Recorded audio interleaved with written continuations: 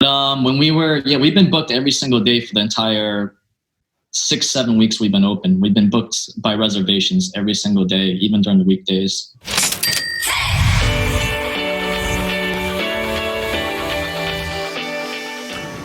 Hey, welcome back everybody. My name is Dean Hua. I'm a digital advertising strategist. I am the guy businesses hire when they want to attract new customers and new clients through paid media advertising. Now, that said, we actually have a great interview and I have one single question to ask you.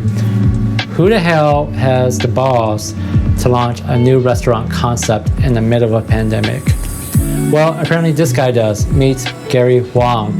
He is the owner of Gyuzo Japanese barbecue restaurants located in Rockville, Maryland, specifically within the Rockville Town Square.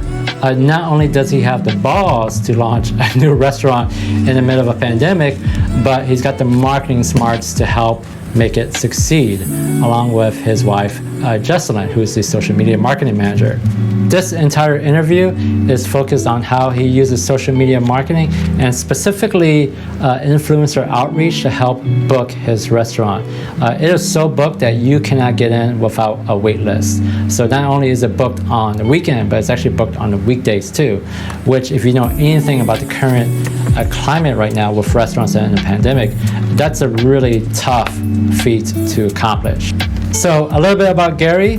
He is a former Army veteran of, I believe, 6 or 7 years. There you can see him with guns a-blazing. He's also a former corporate suit before he decided to launch his own restaurants. So before we dive into this interview, I actually want to give you guys some context into the sort of obstacles that he's facing right now, because it's not just about a pandemic. And once you understand the obstacles that he's facing, I think you really appreciate what he's trying to do in terms of marketing. So as I said, he's currently launching a new restaurant in the middle of a pandemic. He actually launched it in, I believe, early November of 2020. Number two, he's actually heading into the worst part of the pandemic, which is the winter season, which, as we all know, is the toughest time for individuals, but as well as businesses as well, especially restaurants. And number three, what you actually don't know, unless you actually live within the local area, and I do along with Gary, is that he decided to launch his restaurant within the Rockville Town Center. And if you know anything about the Rockville Town Center, it's actually suffered from a lot of mismanagement over the last 2 or 3 years, which has caused a lot of businesses to close down. To give you an idea of the mismanagement, I've seen major restaurant chains such as Gordon Biersch and Bar Louie actually close down because they simply just weren't getting enough customers on a monthly basis to help pay the bills. So imagine if large national chains can't succeed within the current Rockville Town Square. What makes you think that a small mom and pop such as Gyuzo Japanese barbecue can? Well, apparently Gary is doing certain things right that I think if you're a restaurant or even just a business in general, you should pay attention to. So with that said, let's dive into part 1 of 2 of this interview. Part 2 will actually drop in a couple of days, so stay tuned for that. All right, so let's dive in. My understanding of your story or your background is that you were an Army vet of 7 years. So how do you go from being an Army vet to managing a restaurant? What's the story behind that? Man, that's a good question. Yeah. So it was actually 6 years, close to 7 though, but 6 years in the military and Army, 1 deployment to Afghanistan. So I got out in 2014, and I actually used my Montgomery GI Bill to, actually it's the post 9/11 GI Bill, to actually go back to school and get my education. So I got a degree in accounting. I went to the business school, University of Maryland. After graduation, I went to work for a public accounting firm. One of the big 5, and I stayed there for a few years. And during those times, during school and also working in corporate, I've launched a few businesses. One of them was like a veteran apparel company, a few e-commerce businesses here and there, and that's where I really grasped most of the marketing because of the fact that I actually helped a lot of influencers grow their followers, like authentic, real followers on Instagram and Facebook. Back when the algorithm was so much better. You could get organic traffic so easy, but In 2000, I want to say 2018, Facebook, Instagram, they're the same company. So they changed the algorithms to make it harder for businesses and even influencers or anyone who makes a profit off social media to get organic traffic. So they want you to pay, pretty much they want you to pay for ads to get that traffic that you used to be able to get. So then eventually I left the restaurant, or not the restaurant industry. I'm sorry. I left the corporate accounting, public accounting to pretty much start on this restaurant project. And before Gyuzo opened, I helped various other restaurants with their marketing a little bit, pretty much trying to get it set up a little bit more organized. And then on top of that, once Gyuzo opened, I was 100% focused on Gyuzo, and that's pretty much it. Okay. So you've been with Gyuzo for last year or two? Is that about right? Yeah, from the inception. Mm-hmm. Okay. So I have a few Army friends myself, and I think one of the things that they always say about the Army or military in general is the two qualities that they've gotten from that and used in life in general is accountability and teamwork. Would you say that's pretty fair for you as well, or what? Yeah. The military taught you, especially right now as you're trying to run a restaurant. Military. Okay. Wow, man, I could talk about this for hours. I want to say the biggest things that I've learned from the military is one, attention to detail. Two, how to be a leader and not a boss. There's two very distinct differences between a leader and a boss, and that's what I learned from the military and the Army, having both good and bad leadership, and which helps translate, those skill sets into the restaurant industry, which I'm able to build a great team. I interviewed over 38 people, and of the 138, we only hired 35 of them. And I try to hire the best. It's not always about the skill sets or experience that a person has. That when I'm looking for people, what I look for is their mindset. You can always teach people skill sets, and they'll eventually get experience. But you can never teach people, how to have a good mindset, how to work hard, how to put in that effort, how to think outside the box, be proactive.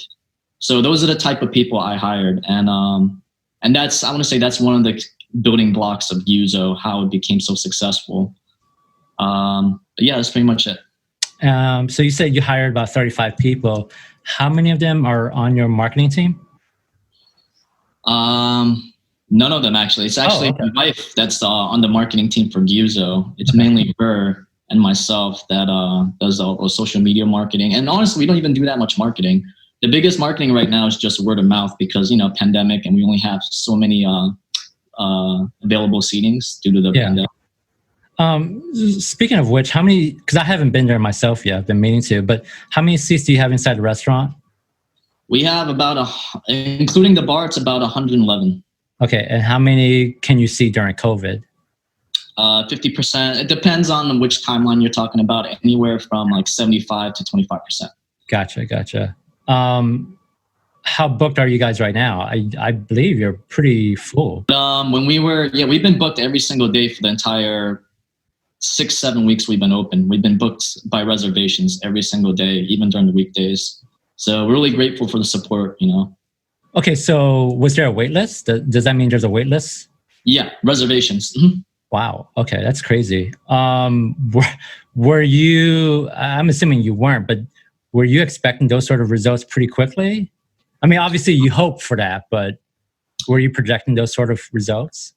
We're projecting pretty booked for the first few weeks because, we're a new restaurant and we expected people to come out. But we didn't expect it to be, even during the weekdays, to be super, just pretty much super booked ahead of time just by reservations only. We usually have over 100 reservations per day. And it's, and the weekends will be sometimes around 200, which is, crazy during the pandemic. Wow. Yeah, that's crazy.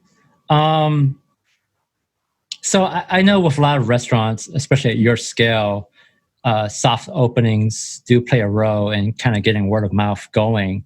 Mm-hmm. Can you talk to me about your soft opening and how that played a part in trying to get word of mouth going for your restaurant?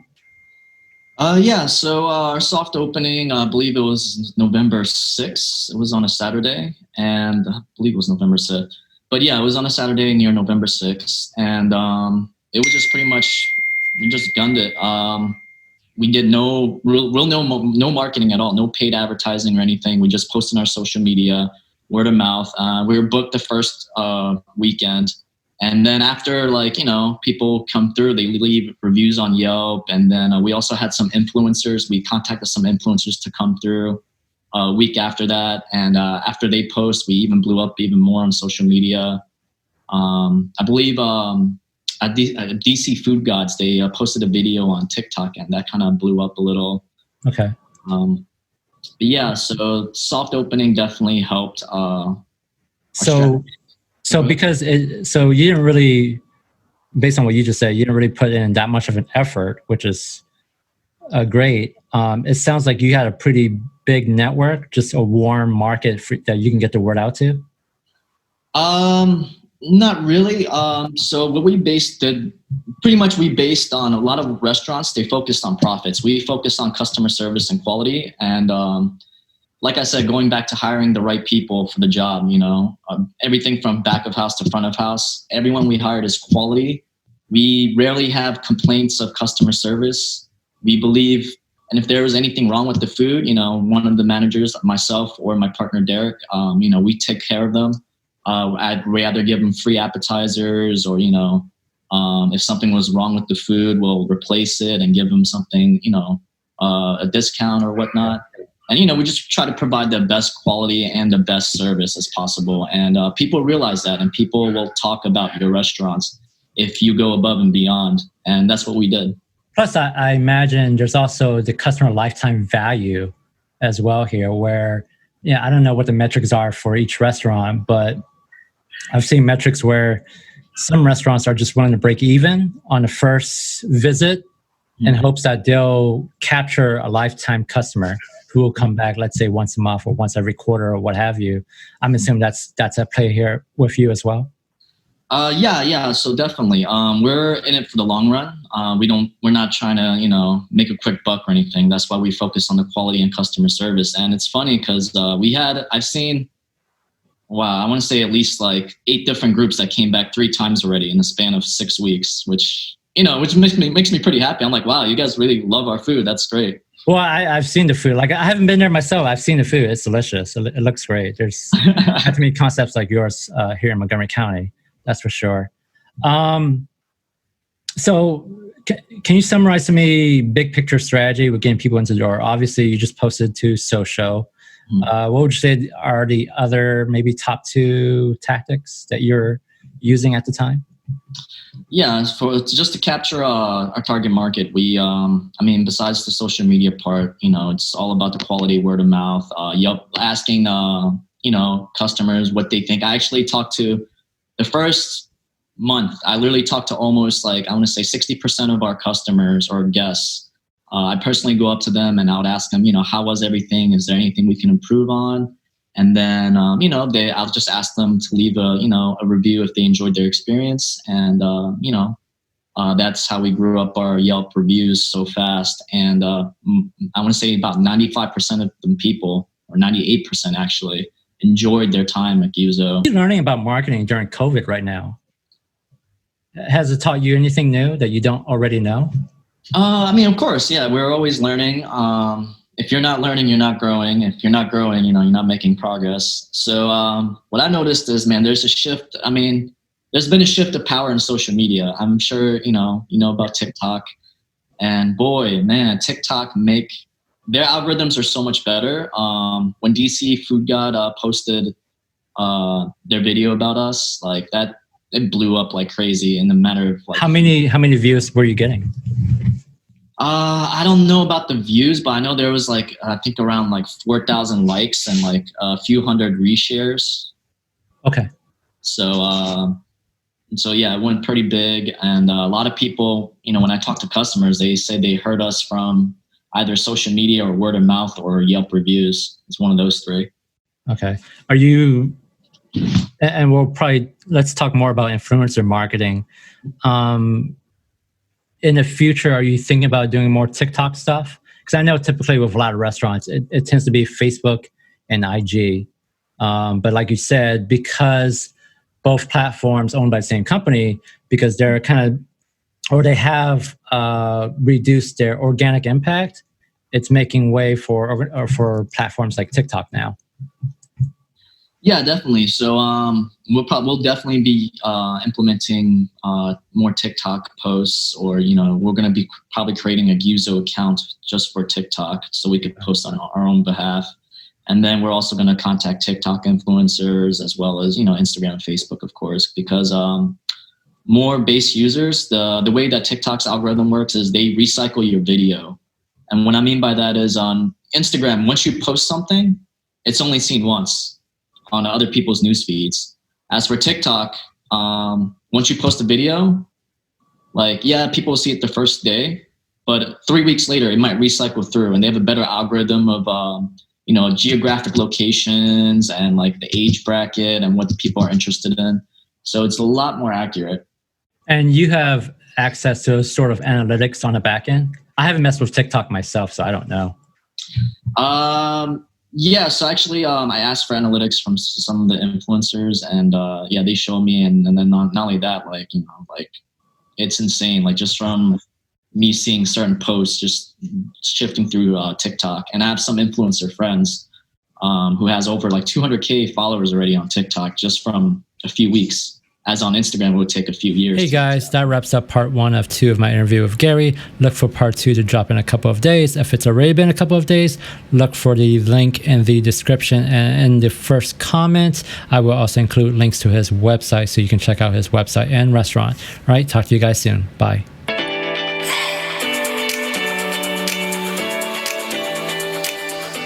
Hey marketers, Dean here. So if you're new to this channel is focused on digital advertising and marketing.